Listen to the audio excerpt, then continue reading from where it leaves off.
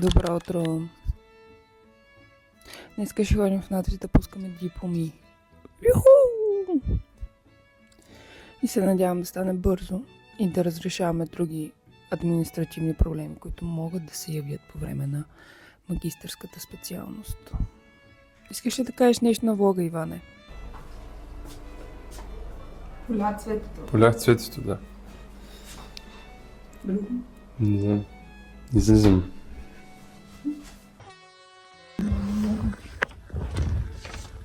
Къде да отчаяни? Пъти отчаяни. Колко повече?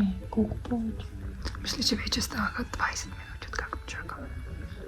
Прогнозиращо след един час, който на другия ден ще дойде. Ей така, виж не свети. Не свети, да. Но пък изглежда много такъв стайлиш. Как ще го кръстим? Не знам, кръсти го ти. Иван ми обеща среща и сега си изпълнява обещанието. Ще ме водиш на среща? Да, само трябва... Какво обещание е това? Аз ти кажа, че е изненада. Като говориш тихо и не се чуваш понякога на влога. Какво обещание? Аз казах, че ще е изненада. Не съм обещала нищо, просто ти казах, че ще заведа на среща. Ама аз избрах ресторанта. Ти избрах ресторанта, защото ти не може да кажеш. И Аз ти искаш някакви места да ходиш. Да, така е, защото съм гастроном. Пак и мой да вземем сега, затова...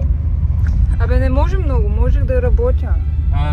Да спреш да си работохолик и някой ден да си свободна. Аз...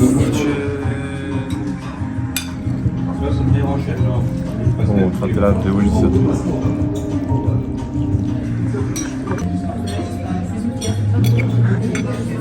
Приключи тая купа.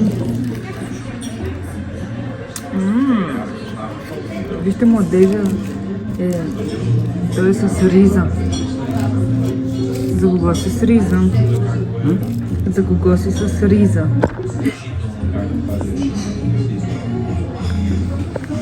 Хайде, представете машината, какво представлява, какви проблеми ще имам. Да нямаш проблеми, аз стига.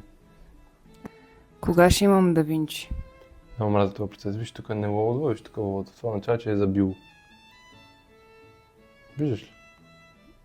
Заби компютъра толкова бързо. Не, то просто това е много тежък файл и като го отваря е така прави.